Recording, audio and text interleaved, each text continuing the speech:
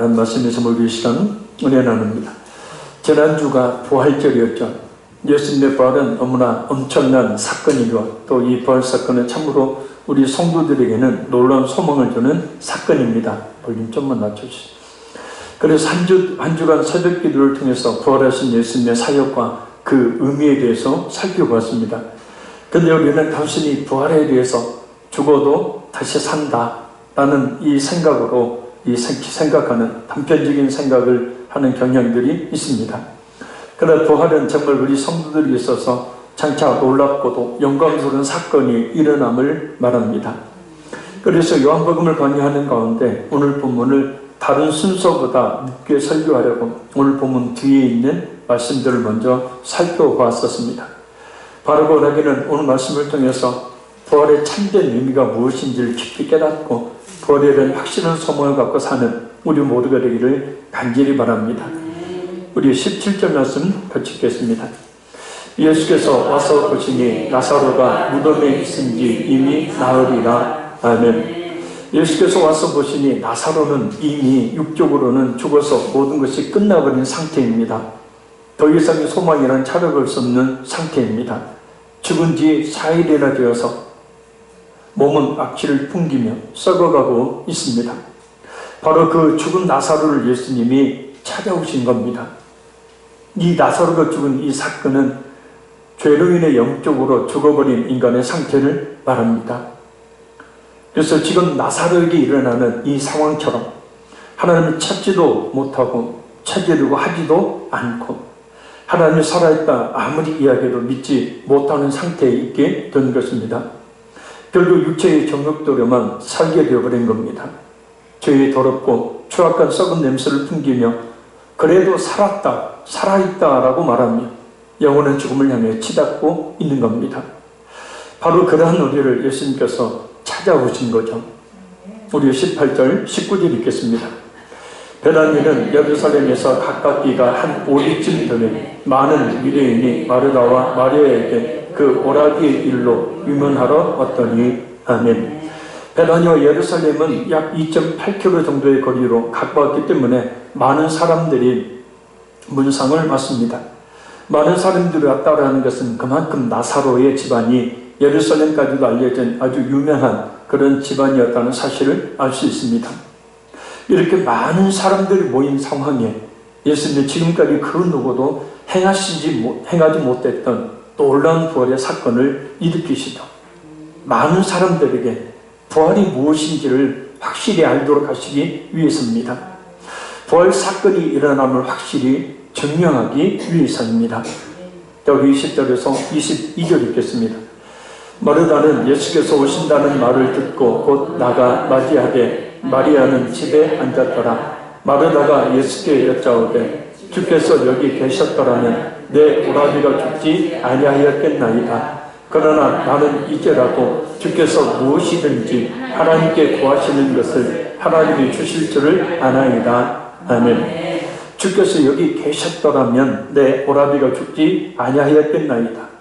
마르다의 이 말은 나사로가 병들었을 때 만일 예수님께서 곁에 계셨더라면 어떻게든 손을 쓰셔서 나사로를 죽지 않게 하셨을 것이다 라는 말입니다. 안타까움의 표현입니다. 그리고 마르다는 나는 이제라도 주께서 무엇이든 하나님께 구하는 것을 하나님이 주실 줄 아나이다 라고 말합니다. 어떻게 보면 이 말은 믿음의 말처럼 느껴지는 말입니다. 그러나 마르다 이 말에 대해서 칼빈은 그리스도의 영적인 능력보다는 육신적인 주님의 참석을 더 중요시한 것 같다라고 말합니다. 어느 정도의 믿음을 가지고 한 말이기는 하지만 미신적이라는 말입니다. 마르다에게 지금 필요한 것은 예수님 그 자체보다도 죽은 오빠가 살아나는 것에 있었다. 아니, 죽은 오빠가 살아나는 것보다는 예수님이 오셨으면 했다라는 말입니다. 우리 역시도 예수님을 믿는다 하면서도 사실은 예수님의 그 능력으로 여러 삶의 문제를 해결해 보려고 하는 신앙의 목적을 가지고 있는지도 모릅니다. 예수님의 십자가의 구속의 은혜가 중요한 것이 아니라 그 십자가의 은혜로 말미암은 성공과 번영, 축복과 치유, 평안과 형통을 더 중요하게 여기고 있는지도 모른다는 뜻입니다. 물론 진실한 믿음에는 이런 하나님의 축복이 있으면 틀림없는 사실입니다. 그러나 예수님이냐 아니면 예수님의 능력이냐 신앙의 이러한 순차적인 본질에 대한 질문에 대해서 우리는 우리가 가진 믿음이 소구하는 것이 무엇인지를 바르게 정립해야 합니다. 예수님이냐 아니면 예수님의 능력이냐 순차적인 신앙의 본질 곧 예수님이 먼저야겠죠. 그러고 난 다음에 예수님의 능력이야겠죠. 무엇을 바르고 신앙생활을 하고 있는지를 바르게 정립하고 있어야 한다는 겁니다. 자, 우리 23절에서 24절 읽겠습니다. 예수께서 이르시되 내 오라비가 다시 살아나리라. 마르다가 이르되 마지막 날 부활 때에는 다시 살아날 줄을 내가 아나이다. 아멘. 사랑이 하나님이신 예수님은 마르다의 믿음이 어떤 것인지를 잘 아시면서도 그의 기복적인 믿음을 끊지 아니하시고 내 오라비가 다시 살아나리라. 곧 죽은 지 나흘이나 된 나사로가 다시 부활할 것을 말씀하십니다. 그러자 마르다는 마지막 부활 때에는 다시 살아날 줄을 내가 아나이다 라고 말합니다. 그러니까 지금 아까 고백했듯이 주께서 하나님께 구하는 것은 하나님이 다 들어주실 줄 아나이다 이 말은 지금 죽은 자신의 오빠가 살아나기를 바라는 마음으로 한 얘기가 아니라는 거예요. 그래요 예수님 마지막 때에 되면 부활하게 될 줄로 제가 압니다. 이 말을 왜 했냐면 유대인들이 가지고 있었던 부활신앙 때문입니다. 그 사진 한번 보겠습니다.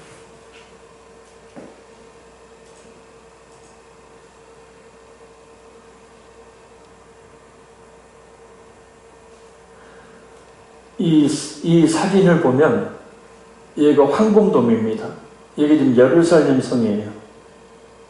황금돔이 있죠. 이게 모스크, 이슬람 마호메트가 여기서 숨졌다고 적기도 하고 이 예루살렘 성이 있고 예루살렘 성 밖에 보면 무덤들이 굉장히 많이 있죠. 다음에 그 다음에 자 여기 보면 이제 이 사람들 누구냐 검정 옷을 입은 쉐파리 된 유대인들 정통 유대인들이에요. 이 사람들이 석관이에요. 죽으면 이 관을 예루살렘 성 맞은편에 이렇게 관을 마리하고 여기에 다 장사를 지내요. 그 다음에 그 수가 굉장히 많습니다. 그리고 지금도 계속해서 죽으면 이 유대인들은 이 예루살렘 성 맞은편에 이런 무덤들을 계속해서 만들어 놓고 이 무덤을 여기다 쓰는 거예요. 저도 직접 가봤는데요. 그 수가 굉장히 많이 있습니다. 자, 메시아가 예루살렘에 재림한다고 믿어요. 아까 첫 번째 사진. 메시아가 이 예루살렘 성에 임한다고 믿어요. 그래서 이 예루살렘의 메시아가 여기에 임할 때에 가장 먼저 부활하기 위해서 지금 이렇게 그들이 이 석권을 써서 여기 장사를 지내고 있는 거예요. 바로 마르다가 가지고 있었던 부활신앙이 바로 이거예요. 지금도 그들은 이처럼 그렇게 석권을 통해서 장사를 예루살렘 성 맞은편에 지금 쓰고 있어요. 부활에 대한 소망이요. 자, 우리 25절에서 26절 읽겠습니다. 예수께서 이르시되 나는 부활이요 생명이니 나를 믿는 자는 죽어도 살겠고 무릇 살아서 나를 믿는 자는 영원히 죽지 아니하리니 이것을 네가 믿느냐. 아멘. 나는 부활이요 생명이니 나를 믿는 자는 죽어도 살겠고 라는 예수님의 말씀은 갈릴리의 말처럼 예수님께서 사망에서 생명으로 회복하는 것이 부활의 대전제가 됨을 이해합니다. 그러니까 예수님이 먼저 부활하시고 난 다음에 믿는 성도들이 부활한다.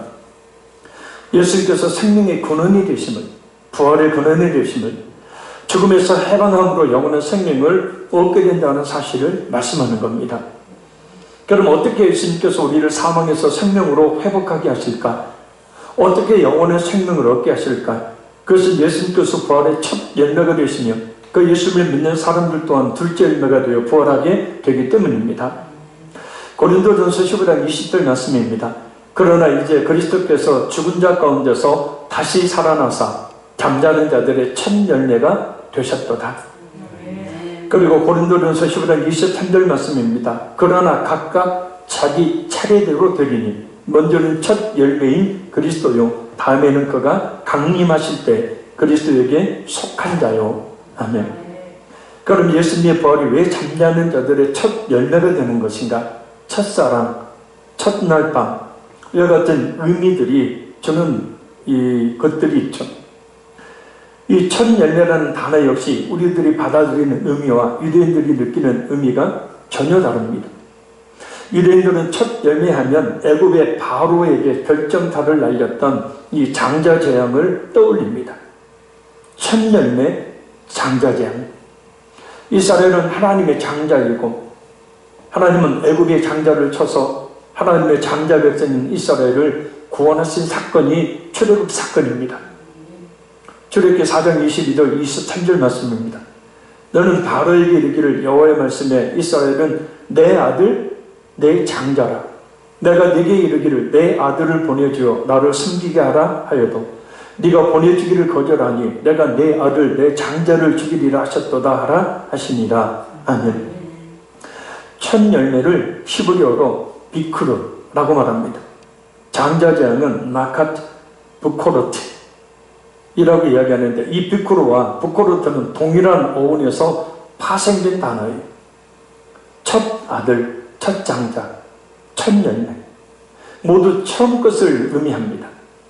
첫에 해당되는 단어가 비크르입니다. 따라서 애굽의 바로에게 결정타가 된 장자의 재앙을 통해 애굽의 노예 상태에서 벗어난 이스라엘 백성들에게 첫 열매는 자유와 해방을 가져다 준다는 가슴 벅찬 단어예요. 그래서 바로 그 첫 열매라는 단어를 사용하고 첫 열매하면 그들은 비크르, 부코르트라는 말을 생각하면서 곧 출애굽 때의 죄와 사망에서 해방되었던 사건을 생각한다는 거예요. 근데 바로 예수님이 첫 열매가 되심으로 성도가 죄와 사망으로부터 해방되었고 그래서 예수님을 진실하게 믿는 성도가 둘째 열매가 된다는 뜻이에요. 그래서 무릇 살아서 나를 믿는 자는 영원히 죽지 아니하리니 이것을 네가 믿느냐? 예수님을 믿는 성도들의 육체적 죽음은 결코 모든 것이 끝나는 마지막을 말하는 것이 아니라는 거예요. 악인들은 영멸의 부활, 영원히 지옥에서 고통당하도록 영원한 멸망으로 부활을 가져오지만 예수님을 믿는 성도에게는 영생의 부활이 있기 때문입니다. 이를 설명하는 말씀이 있습니다. 진짜 부활이 뭔지를 설명하는 우리 다같이 데살로니가전서 4장 14절에서 18절 말씀 찾습니다. 332페이지 신학성경 332페이지 데살로니가전서 4장 14절에서 18절입니다.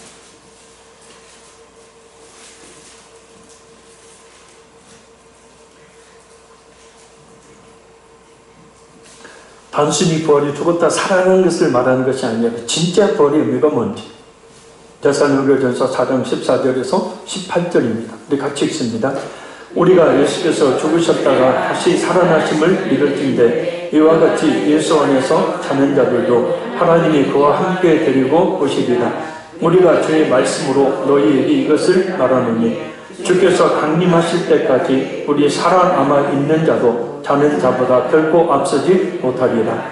주께서 호령과 천사장의 소리와 하나님의 나팔 소리로 친히 하늘로부터 강림하시리니 그리스도 안에서 죽은 자들이 먼저 일어나고 그 후에 우리 살아남은 자들도 그들과 함께 구름 속으로 끌어올려 공중에서 주를 영접하게 하시리니 그리하여 우리가 항상 주와 함께 있으리라.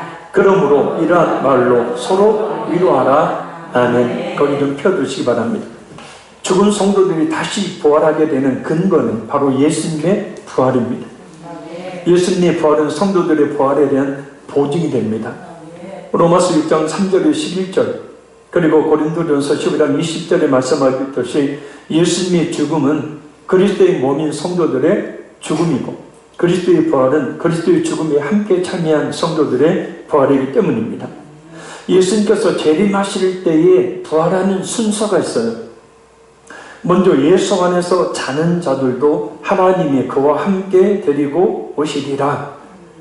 곧 예수님께서 재림하실 때 먼저 믿고 죽은 성도들의 영혼들이 예수님과 함께 오는 거예요. 아멘. 그리고 그리스도 안에서 죽은 자들이 먼저 일어나고 영혼이 왔죠. 이제는 예수님을 믿고 죽어서 땅에 묻혀있는 성도들의 육체가 부활하게 된다는 거예요. 할렐루야. 왜냐하면 땅에 있는 몸과 영혼이 합해져서 영혼이 살 수 있는 영체가 되어야 하기 때문입니다. 그리고 다음은 예수님께서 재림하실 때 살아있는 그리스도인들의 부활이 이루어져요.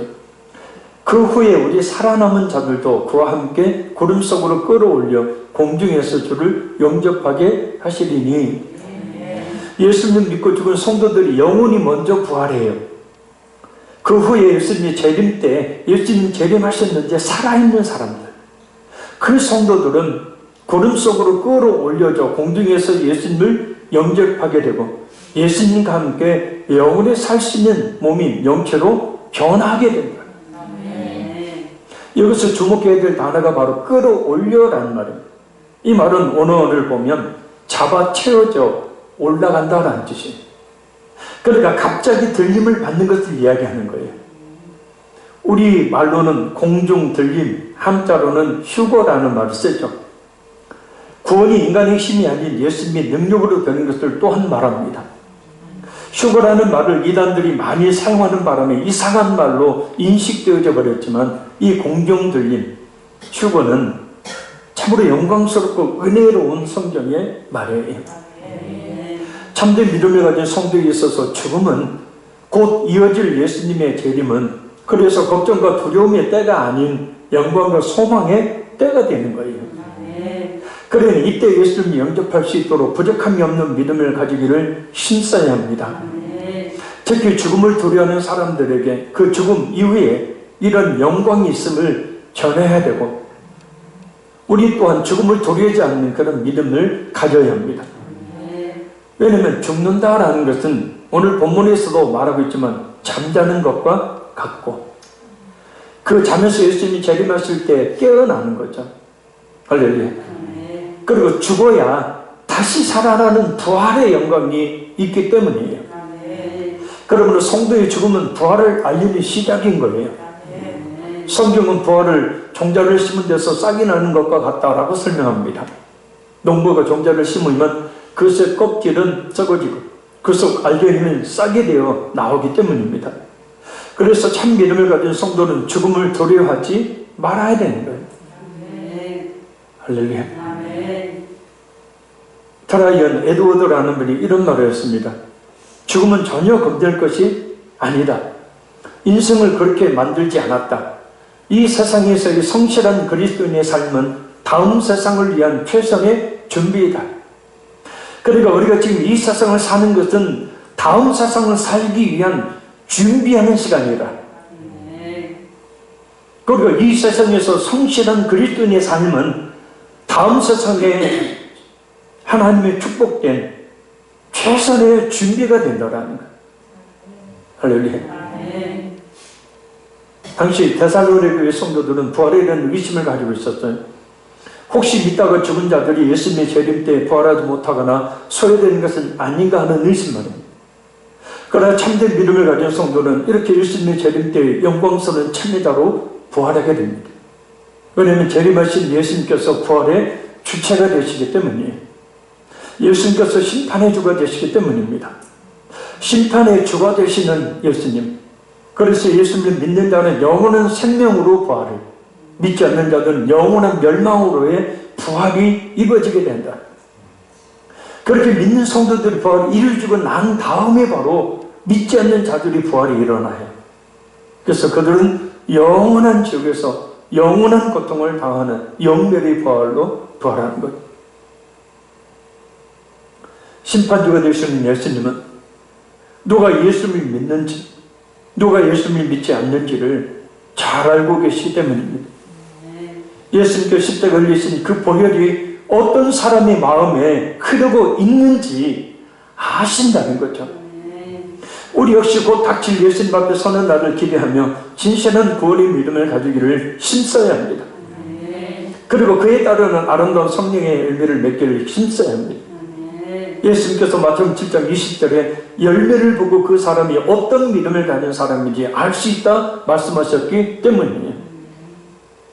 예수님 앞으로 나갔는데 진실한 믿음이 없어서 예수님 모른다고 하신다면 거짓 믿음을 진실한 믿음으로 알고 보냈던 자신의 인생에 대해 얼마나 저주하며 또 얼마나 뼈저리게 후회를 하게 될까요? 믿는 척 했다는 것이 말입니다.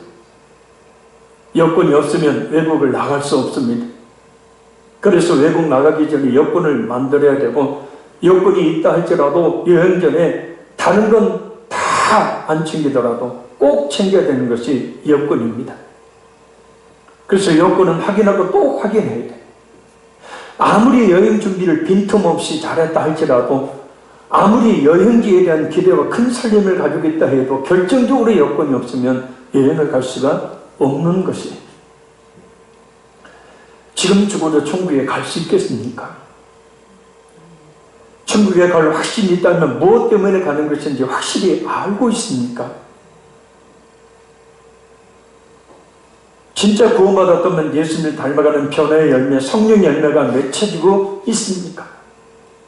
이런 질문을 우리 자신에게 던졌을 때에 자신있게 신앙 고백을 할 수 있는지, 그리고 그에 따르는 증표인 열매를 맺고 있는지를 늘 점검하고 또 스스로 확정해야 되는 거예요.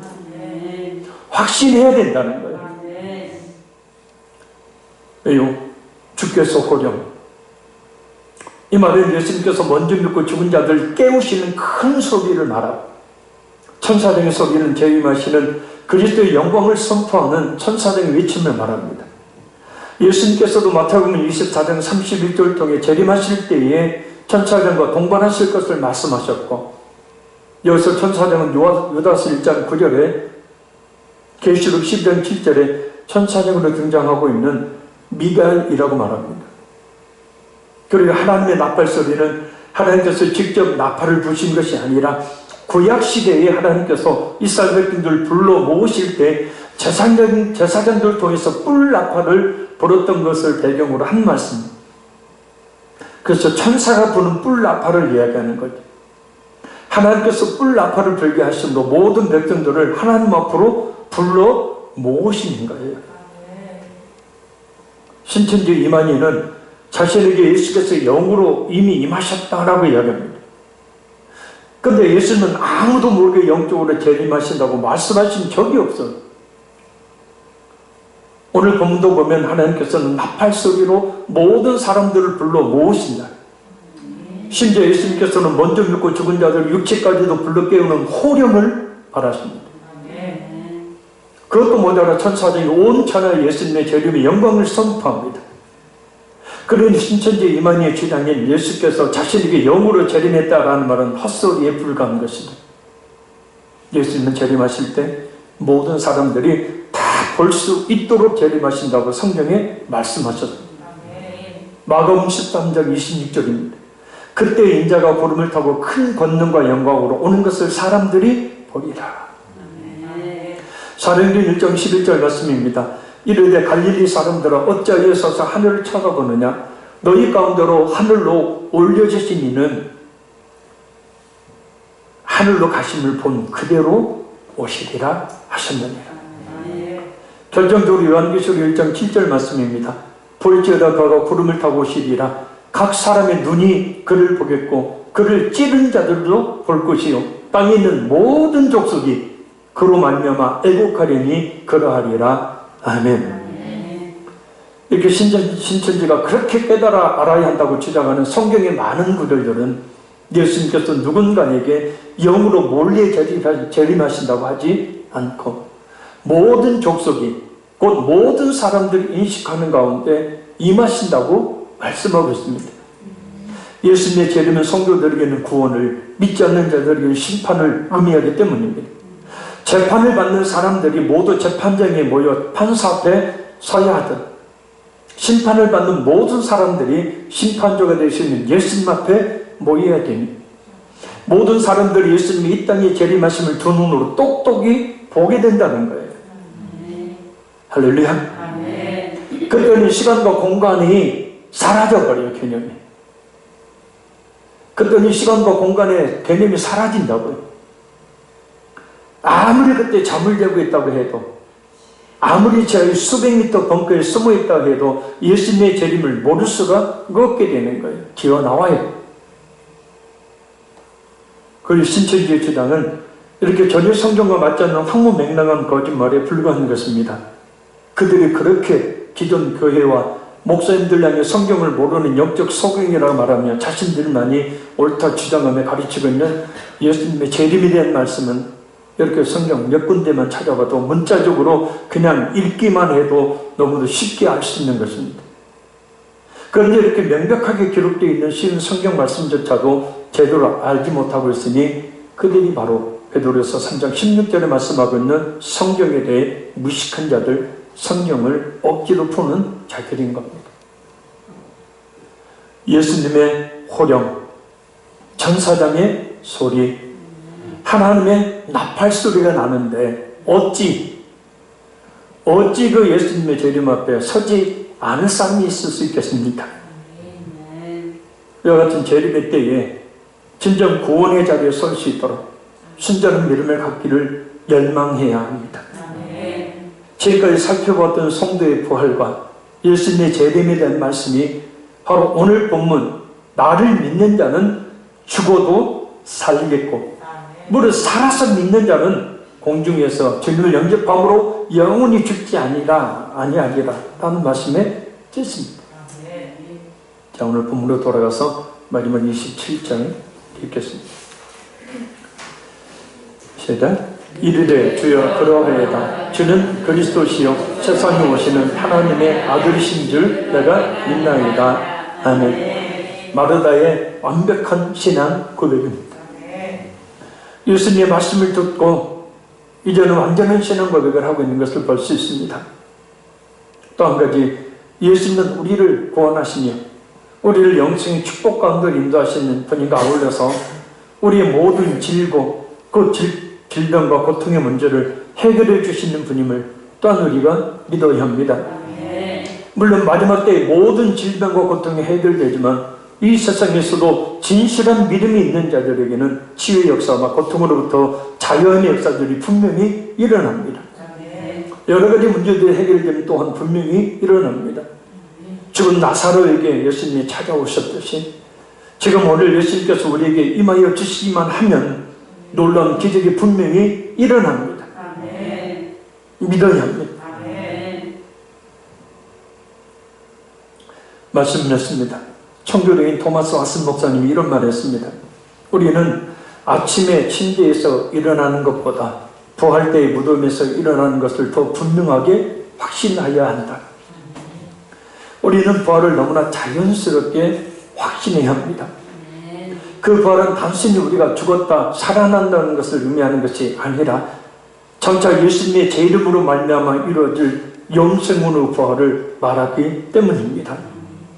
다시는 고통과 아픔과 슬픔과 질병과 질고로 인한 그런 고통이 없는 몸으로의 부활 말입니다. 고린도전서 15장 44절을 보면 육의 몸이 있은즉 또 신령한 몸이 있느니라 라고 말씀합니다. 그러니까 우리가 이 육신의 몸이 있다는 것은 곧 신령한 몸이 있다는 것을 대변한다는 거죠. 영원히 살 수 있는 몸인 신령한 몸으로의 부활은 예수님의 십자가의 죽으심과 부활을 믿는 모든 성도들에게 예의 없이 일어납니다. 따라서 우리는 이 부활에 대한 소망을 가지고 죽음을 두려워하지 않는 삶을 살아야 합니다. 죽음은 영원한 생명으로 나아가는 순간의 과정일 뿐이고 잠시 잠드는 것 뿐이기 때문입니다. 따라서 우리가 부활신앙을 확실하게 갖는다면 두려울 것이 없으니 담대하게 살아갈 수가 있게 되는 거예요. 죽음도 두렵지 않는데 어찌 담대하게 용기 있게 살아가지 않을 수가 있겠습니까? 오히려 죽음은 믿는 성도에게 있어서 기쁘고 즐거운 주님 앞에 가는 것인데, 심한 지체장애를 앓고 있는 한 성도의 말을 마지막으로 소개합니다. 만약 내게 부활이 약속되어 있지 않다면 내가 살아있는 의미는 없을 것입니다. 부활 시에 나의 몸은 완전한 몸으로 바뀔 것입니다. 그래서 지금은 조금 불편해도 아무런 문제가 되지 않습니다. 힘들고 어려운 상황 속에서 부활에 대한 확실한 소망을 갖게 되어지면 오늘부터 우리의 삶은 완전히 달라지게 될 것입니다. 기도하겠습니다.